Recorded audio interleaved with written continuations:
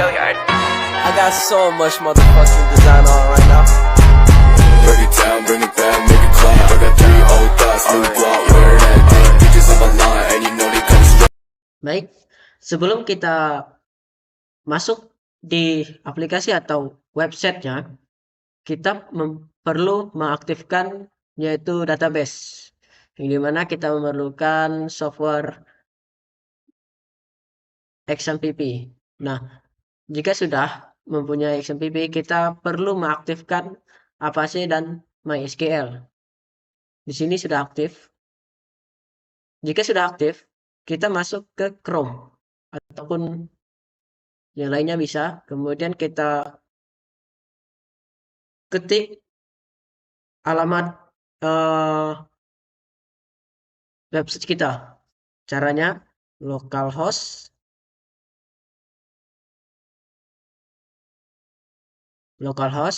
ini memanggil sistem database, kemudian slash, kemudian kita memanggil folder yang dimana folder kita itu sudah terkoneksi dengan database, yaitu perpustakaan. Kemudian jika sudah, enter. Nah, jika berhasil,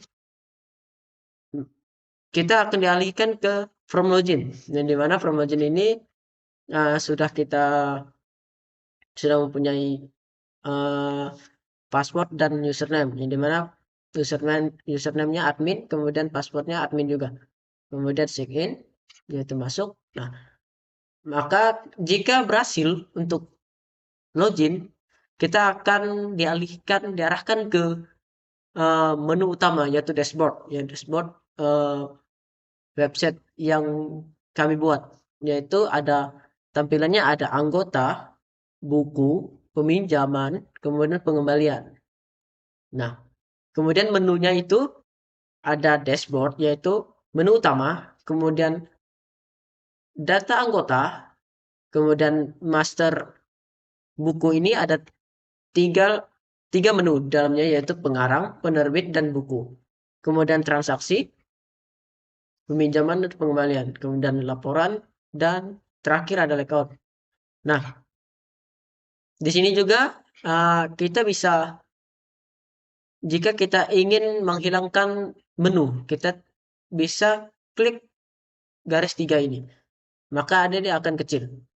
Nah, kita membesar, kemudian kita masuk ke menu anggota.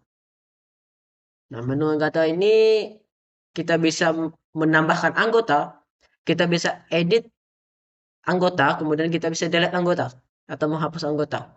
Contohnya kita akan menambah anggota.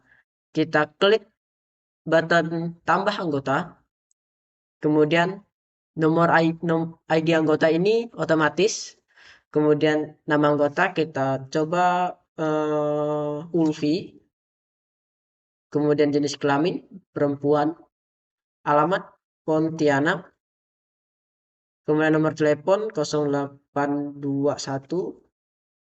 oke, kemudian simpan. Nah, maka dia akan otomatis simpan di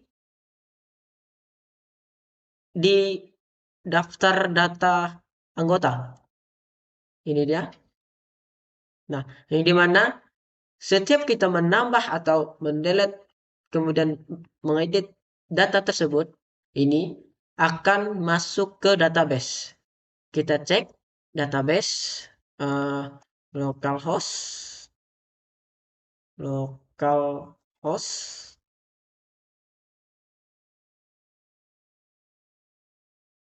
phpMyAdmin.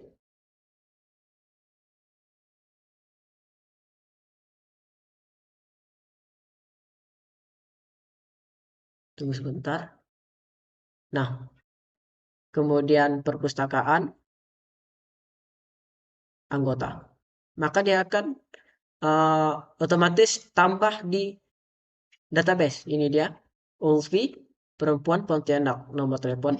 Nah, kemudian jika kita akan mengedit data tersebut, contoh kita akan edit yang RTYU, edit, kita ubah namanya Rapi, alamatnya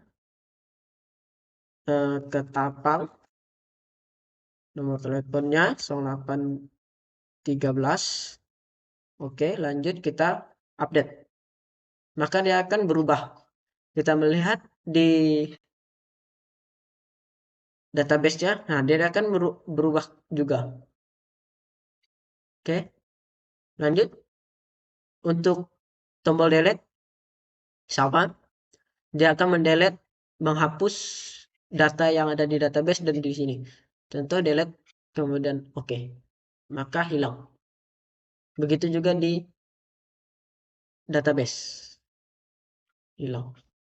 Oke, lanjut ke master buku. Master buku ada pengarang, penerbit, dan buku. Kita ke pengarang. Nah, ini contoh daftar data pengarang. Jika kita coba tambah, kemudian nama pengarang Rapi, kemudian simpan. Maka dia akan muncul di data pengarang di sini. Oke, maka dia akan muncul. Kemudian kita masuk ke penerbit. Kita tambah sama dengan pengarang tadi. Penerbit juga bisa ditambah namanya. Contoh namanya Rada. Simpan, maka dia otomatis akan tersimpan. Lanjut, buku. Buku juga seperti penerbit dan uh, pengarang. Sama juga tambah data buku. Kemudian judul buku, matematika contohnya.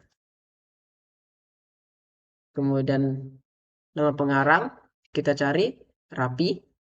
Contoh, nama penerbit kita cari Rada. Kemudian tahun penerbit 2002. Kemudian jumlah buku ada 2. Kita simpan, maka dia otomatis akan tersimpan di daftar data buku. Ini dia.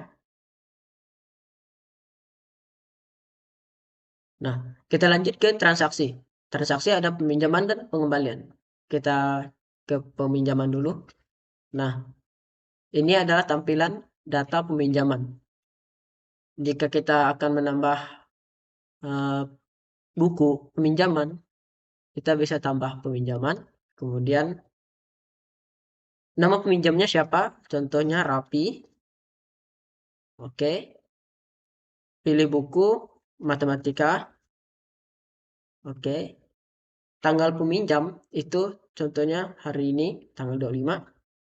Kemudian tanggalnya tanggal 1 Februari. Kita simpan. Maka dia otomatis masuk ke data peminjaman. Nah, jika contohnya keterangan, jika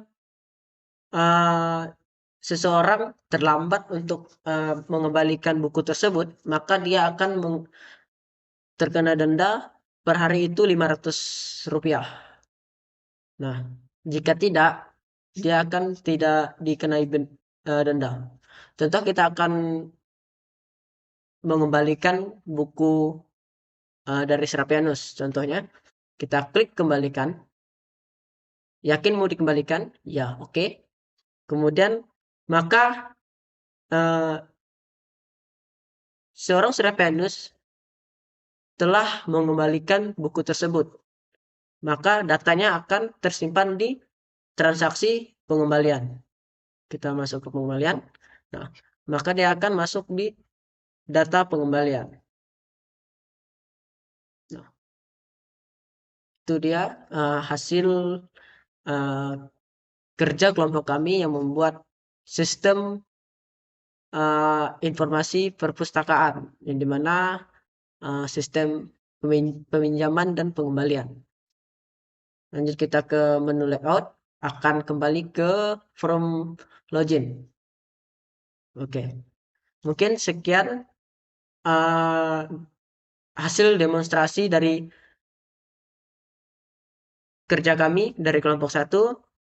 Kami ucapkan terima kasih.